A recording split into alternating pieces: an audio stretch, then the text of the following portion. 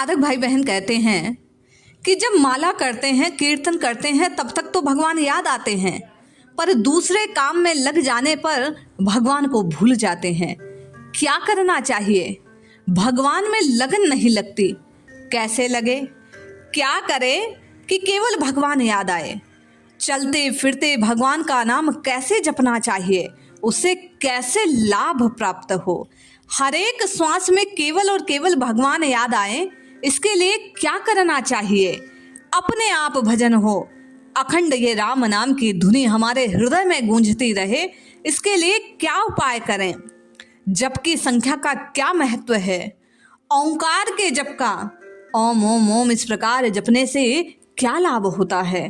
कई प्रश्न और प्रश्नों का समाधान परम पूज्य स्वामी श्री राम सुखदास जी महाराज की पुस्तक अनंत की ओर से प्राप्त करने का प्रयास करते हैं। जय श्री हरि। पूज्य गुरुदेव के चरणों में बारंबार प्रणाम। सभी नामनिष्ठ साधकों को जय जय श्री सीताराम। पूज्य स्वामी जी कहते हैं, भीतर की लगन नहीं है। भीतर में लगन न हो तो बाहर से किया साधन काम नहीं देता। भीतर से भगवान की भूख होने पर ही भगवान याद आते हैं। इसलिए विचार पूर्वक भीतर की लगन लगाओ। विचार करो कि हमारा समय किसमें लग रहा है। आप उपाय पूछते हो पर वास्तव में उपाय काम नहीं देते, भीतर की लगन काम देती है। भीतर की चाहना आप बार बार विचार करके जागृत कर सकते हैं। दिन भर विचार करो कि मन कैसे लगे, जरूर लग जाएगा। कारण कि भगवान की प्राप्ति के लिए मनुष्य जन्म मिला, वह काम नहीं होगा तो और क्या होगा? मन कैसे लगे यही प्रश्न यदि अपने आप से पूछते रहे तो निश्चित मन लगने लग जाएगा। लगन नहीं लगती इस बात पर दुख होना चाहिए। भूख नहीं लगती तो भूख क्यों नहीं लगती, इस पर विचार करते हैं ना। केवल विचार करो कि मेरी लगन कैसे लगे, तो लगन लग जाएगी। 2-2, 4-4 मिनट में विचार करो पर इसकी परवाह नहीं, फिर लगन कैसे लगे? मेरी लगन लग जाए, इसकी लगन लग जाए तो फिर लगन लगानी नहीं पड़ेगी। काम क्रोध आदि दोष कैसे दूर हो? भगवान में प्रेम कैसे हो? ये दोनों बातें मैं कहता हूँ, जिसके होने का दुख हो जाए वह दूर हो जाएगा, जिसके न होने का दुख हो वह होने लग जाता है। ये मेरी देखी हुई बात है।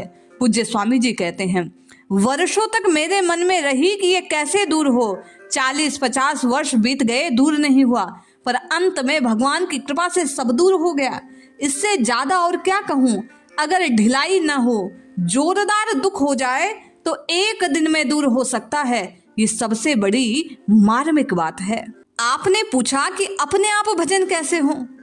लगन होने से अपने आप भजन होगा। सच्ची लगन होने से भजन छूट ही नहीं सकता। भीतर से ये बात जच जाए कि एक भगवान के सिवा अपना कोई नहीं, अपने आप स्वाभाविक भजन होगा।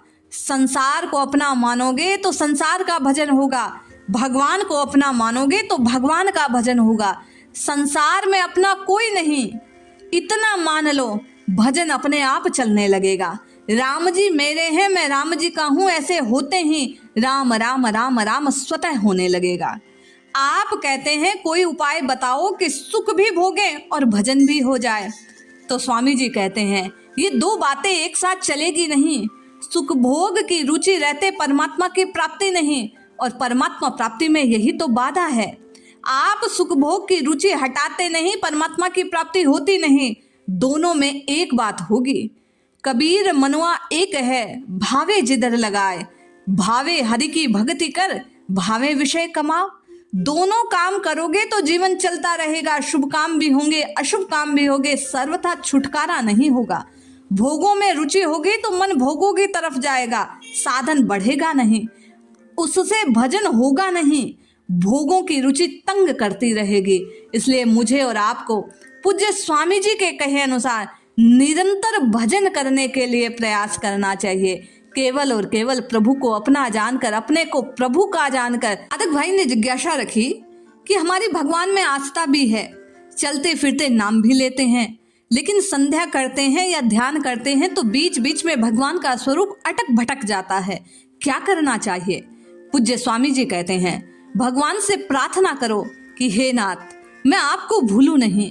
भाई बहन ध्यान दें, ये जितने प्रश्न पूछे जाते हैं उनसे आप उपाय पूछते हो, पर वास्तव में ऊपर का उपाय काम नहीं करता, प्रत्युत भीतर की चाहना काम करती है। भगवान आपके भीतर की लालसा को जानते हैं। आपकी लालसा होगी तो जरूर फायदा होगा, इसमें संदेह नहीं है। ऊपर के उपायों से अथवा नकली उपायों से काम नहीं चलेगा। भीतर से असली लगन लगाओ। आप भीतर से संसार को चाहते हैं, भगवान को चाहते हैं। आपको संसार प्यारा है कि भगवान प्यारे लगते हैं? आपको स्वतः स्वाभाविक संसार की याद आती है या भगवान की याद आती है? आपको रुपयों की आवश्यकता है कि भगवान की आवश्यकता है? इन बातों पर बार बार विचार करो। आप भगवान का चिंतन करते हैं या संसार का चिंतन होता है? जो करते हैं वह नकली है और जो होता है वो असली है। असली बात भगवान की होनी चाहिए, संसार की नहीं।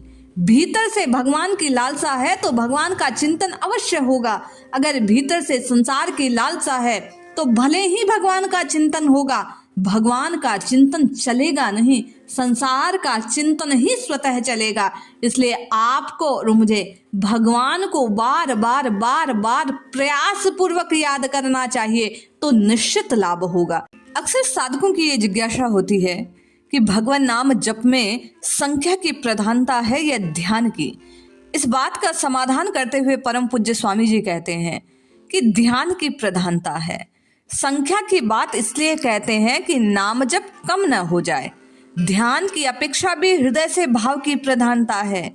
भगवान का नाम लेते ही हृदय द्रवित हो जाए, नेत्रों में अश्रुपात हो जाए, शरीर में रोमांच हो जाए।